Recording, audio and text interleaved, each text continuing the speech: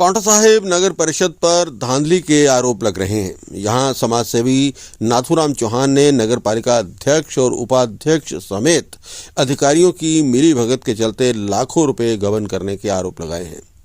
नाथूराम चौहान ने कहा है कि नगर परिषद पांवटा साहिब के तहत बद्रीपुर से लेकर वाई पॉइंट तक पोल हटाने समेत कई काम किए गए थे। इन कामों में लाखों रुपए की धांधली हुई है, जिसको लेकर विजिलेंस जांच भी कर रहा है। पुलिस में मामला भी दर्ज हो गया है। बावजूद इसके नगर पालिका के अध्यक्ष और उपाध्यक्ष अपने पद पर बने हुए हैं। उनका कहना है कि एक सप्ताह के अंदर नगर पालिका अध्यक्ष और उपाध्यक्ष अगर अपने पद से नहीं हटते तो वो धरना शुरू कर देंगे और बाकायदा प्रदर्शन किया जाएगा। नगर परिषद वार्ड नंबर 8 से पार्षद रोहताश नागिया का कहना है कि उन्होंने इस मामले में संबंधित एक शिकायत विजिलेंस को सौंपी थी, जिस पर कार्रवाई करते हुए विजिलेंस ने मामला दर्ज कर लिया, लेकिन ये दोनों अभी भी अपने पद पर बने हुए हैं। उधर नगर परिषद की अध्यक्ष निर्मल कौर का कहना है कि उन पर लगाए गए सभी आरोप बेबुनियाद हैं और केवल राजनीतिक स्टंट हैं। तो मैं सिर्फ आपको इसमें दो बातें बताना चाहूंगी। जो ये पोल के बारे में कह रहे हैं कि इसमें 4 पोल गुम हुए हैं। पोल हमारे अभी भी 21 पोल हमारे पड़े हुए हैं, चाहे आप अभी भी गिन सकते हैं। और नंबर 2 स्क्रैप के लिए बोल रही है। स्क्रैप का मुद्दा भी मैं आपको ब्रीफ करना चाहती हूँ कि ये एनएच द्वारा सन फार्मा द्वारा लगाया गया था और ये एनएच के ठेकेदार इसको काट रहा था और ये तुरंत कार्रवाई से नगर पालिका ने अपने अंडर लिया और नगर पालिका ने ये लगाया नहीं था स्क्रैप, ये सन फार्मा ने लगाया था। नगर पालिका तो इसकी 3 लाख की इनकम हुई है और जो इसमें ये सिर्फ राजनीति स्टंट है, जो ये जानबूझ के बदनाम किया जा रहा है और इसमें बाकी कुछ नहीं है। क्योंकि ये एफआईआर जो है ये एज इट इज जनवरी 2023 में हो गई थी, लेकिन इनके एड्रेस प्रूफ रह रहे थे और कुछ जो थोड़ी बहुत फॉर्मेलिटीज हैं वो रह रही थी। अब कंप्लीट हो गई है इंक्वायरी, विजिलेंस ने हरी झंडी दे दी है, केस रजिस्टर्ड हो गया इनके अगेंस्ट। ठीक है, सिर्फ चालान पुट ऑन होना है। उसमें क्लियर चार्जशीट में मेंशन्ड है कि ये अग्रेषित की जाए कोर्ट में प्रोड्यूस करने के लिए। और करप्शन है ये सर, और बहुत बड़े लेवल पे। और सबसे बड़ी बात मैं कहूँगा, इन्होंने सीट पे बने रहने के लिए ना 1-2 पार्षद और हैं, उनके भी किए हुए जो करप्शन है उसको छुपाया है। और सस्पेंशन तो बनती है, इनएविटेबल है, आज हो जाए कल हो जाए 10 दिन में हो जाए, होना तो पड़ेगा ही जो गलत है।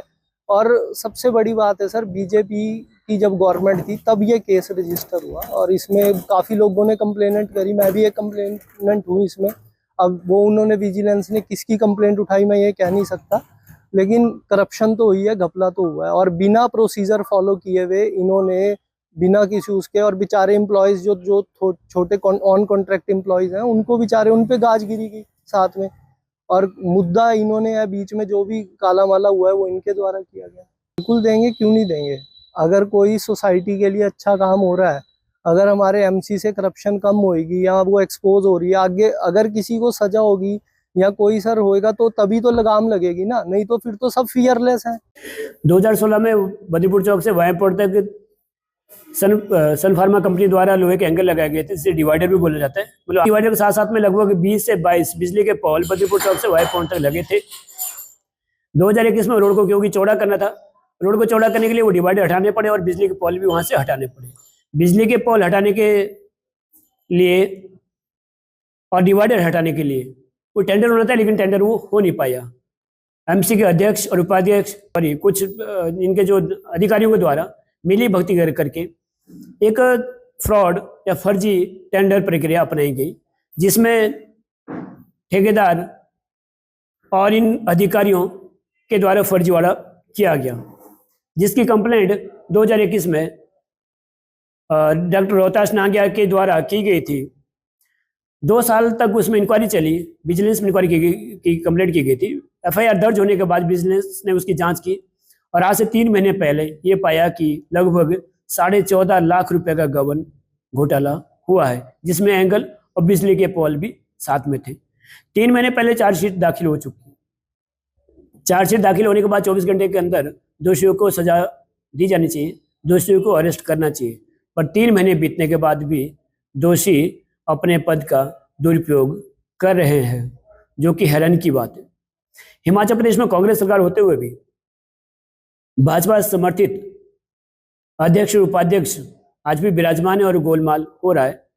अगर ये प्रक्रिया चलती रही तो हम लोग एक हफ्ते के अंदर एमसी के अंदर जाके धरना प्रदर्शन करेंगे और जहां पर ये भ्रष्टाचार का गोरख धंधा हो रहा है उस कार्यालय में ताले लगवा देंगे।